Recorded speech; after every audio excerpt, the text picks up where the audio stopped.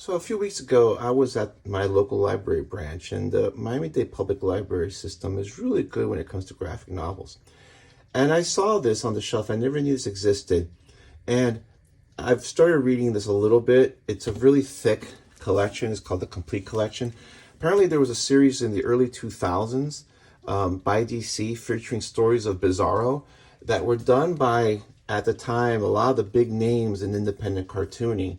And this is one of those books that you never knew existed, but once you know it exists, it's like that thing where it's like you didn't know you wanted it until you saw it.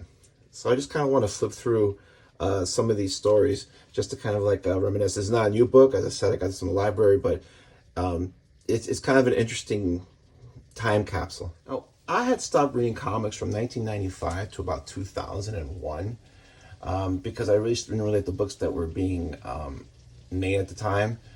Everything was a bad Image founder ripoff, and I missed the Marvel bankruptcy and just the general downward trend of sales of the big two. And at this time, the big two were desperate to do anything to get sales. So they were greenlighting projects that you normally wouldn't greenlight. And this was a two-volume series that was done in 2001, I think, also maybe 2005, where it was stories featuring Bizarro, who's one of my favorite DC characters because he's so strong, but he just lends to the comedy because he gets everything backwards. So they got, at the time, big names from independent comics to write and draw stories. This is a cover by Matt Groening. This is when Matt Groening was still drawing instead of just like farming out the Simpsons books after a while after he got popular. This is a short story by Gilbert Hernandez of Love and Rockets fame. Just great. It's just great to see these creators take their take on such a iconic character like Bizarro and just a DC superhero universe. This is a story that's drawn by Craig Thompson of Blankets fame, and if you've never read Blankets, you should. This is a story that's drawn by Tony Millionaire, who I'm like, I can't believe he actually did a Batman book.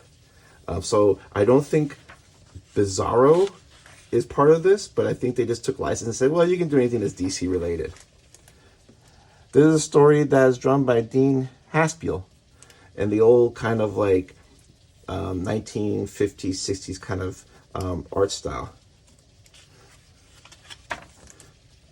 Beautiful work here. This is drawn by Dylan Horrocks, great cartoonist as well.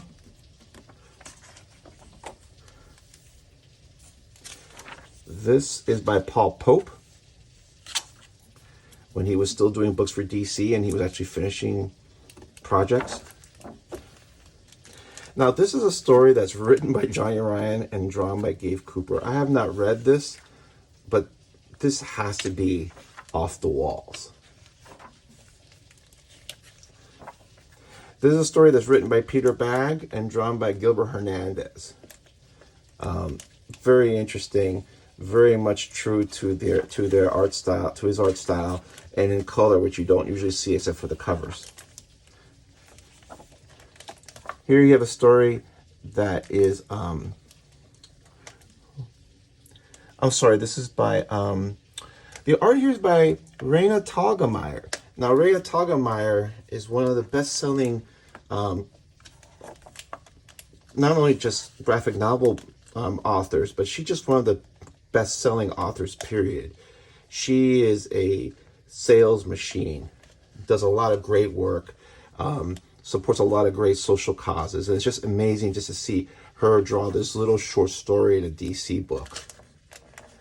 Because this is like 20 years ago, and everybody knows she's like a legend, but this is like 20 years ago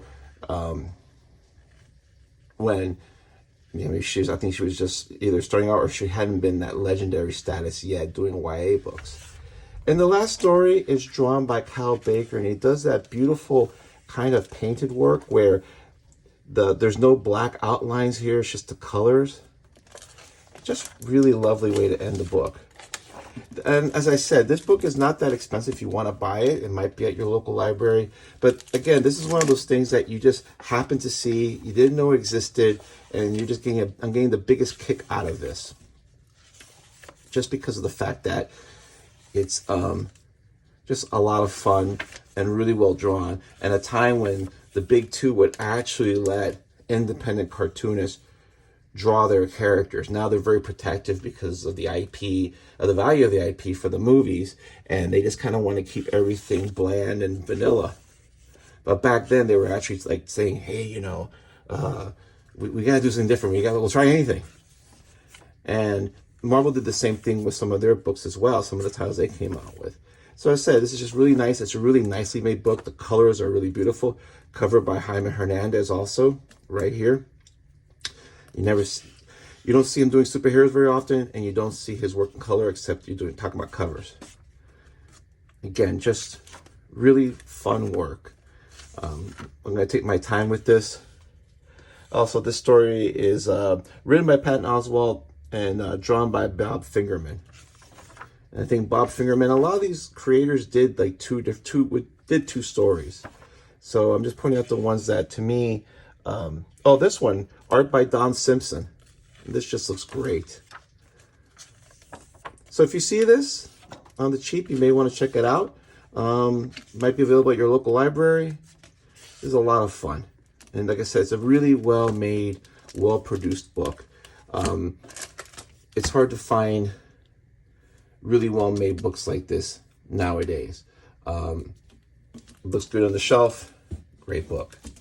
Thanks.